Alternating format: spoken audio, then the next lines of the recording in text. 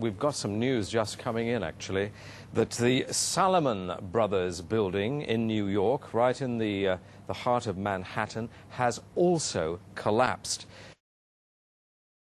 One assumes that the building would have been virtually deserted. Whether this latest collapse is going to influence the president, who we heard about a few moments ago, was expected to be heading from Nebraska back to Washington, we don't know. The 47-story Salomon Brothers building, situated very close to the World Trade Center, has also just collapsed. Now, more on the latest building collapse in New York. You might have heard a few moments ago I was talking about the Salomon Brothers building collapsing. And indeed it has. Apparently that's only a few hundred yards away from where the World Trade Center towers were.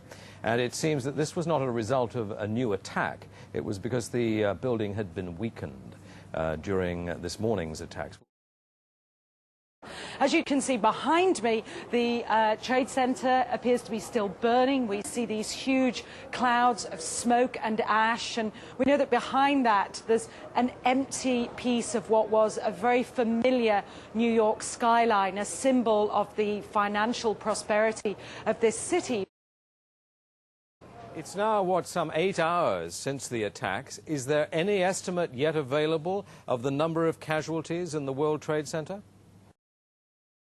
When you talk to people they don't even say how many people might have been killed and injured, and I think that feeling, until the idea of the devastation, people don't really know what to say or what to think. I think they feel the bubble of their security as being in America has definitely been popped. This city and this country will not be the same, but they don't really know where to turn. That's the very sad thing. I think there's going to be a lot of very, very traumatized people that has hit them very, very hard. Jane, I think many of us, when we heard the news, perhaps on the radio earlier today, were completely flabbergasted by it and just couldn't comprehend it. I mean, it almost sounded too far-fetched. I was wondering what it's felt like for you being in Manhattan. Well, unfortunately, I think we've lost the line with Jane Stanley.